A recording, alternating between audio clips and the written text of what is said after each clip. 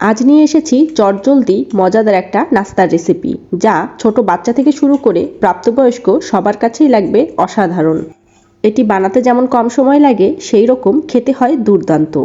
তো দেখে নেওয়া যাক সম্পূর্ণ রেসিপি। চলুন শুরু করা যাক। সবার প্রথমে কড়াইয়ে তেল দিয়ে তারপর ঝাল পেঁয়াজ ভালো করে ভেজে নিতে হবে।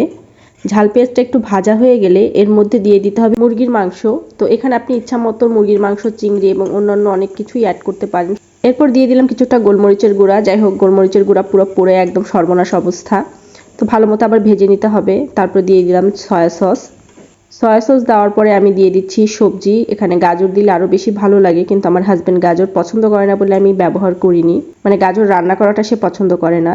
সবজিটা সুন্দর করে ভেজে নিচ্ছি। তো এখানে আমি হলুদ মরিচের গুঁড়াও দিয়ে দিলাম, আর আগেই আমি কাঁচামরিচ দিয়েছি, তো আর একটু ঝাল বাড়িয়ে দিলাম কারণ আমি বেশি ঝাল পছন্দ করি।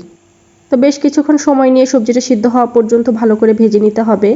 এরপর আমি আগেই আটা মাখিয়ে রেখেছিলাম কারণ আমার হাতে যথেষ্ট সময় ছিল না। যদি এটা ইস্ট দিয়ে মাখা হতো তো রুটিটা আর একটু ফ্লাফি হতো, তখন আরও বেশি ভালো লাগে। তো এটা আসলে চটজলদি রেসিপি, যেহেতু তো সময় হাতে নেই, আমি সুন্দর করে রুটিগুলো ভেজে নিচ্ছি। আর তাড়াহুড়া করে বেলতে গিয়ে রুটিটা গোলও হয়নি। যাই হোক, ব্যাপার না, আমি যেহেতু এটাকে একটা রোলের মতো তৈরি করব, এই জন্য এটা গোল হওয়াটা জরুরি না। তো একটা বাটিতে আমি টমেটো সস নিয়ে নিচ্ছি এবং মেয়োনিজ নিয়ে নিচ্ছি। এখানে এটা আমার হোমমেড মেয়োনিজ, আমি বাসায় তৈরি করি সাধারণত মেয়োনিজ, এটা সিদ্ধ ডিম দিয়ে তৈরি করা। তো এটা ভালো করে মিক্স করে নিচ্ছি। মিক্স করে এটা আমি রুটির মধ্যে স্প্রেড করব, মানে ছড়িয়ে দিব ভালো করে আর কি।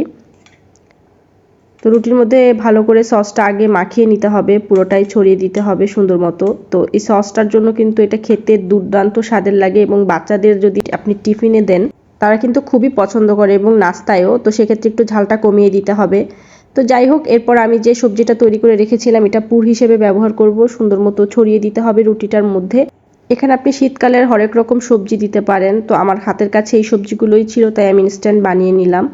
এবার রুটিটাকে খুব সুন্দর করে ফোল্ড করে নিচ্ছি। তো এটাকে আপনি দীর্ঘক্ষণ গরম রাখার জন্য অ্যালুমিনিয়াম ফয়েলের সাথে ফোল্ড করতে পারেন। তো এই তো হয়ে গেল আমার খুব ইনস্ট্যান্ট মজাদার নাস্তা। তো আমি এখনই খেয়ে নিব বলে এটাকে আর বেশি কোনো কিছু করলাম না। সুন্দর করে ফোল্ড করলে এই ভেতর থেকে আর সবজিগুলো বের হয়ে আসবে না। তো রেসিপিটা কেমন লাগলো অবশ্যই জানাবেন, আর ভালো লাগলে আমার পেজটা লাইক করে আমার পাশে থাকবেন। আসসালামু আলাইকুম, আল্লাহ হাফিজ।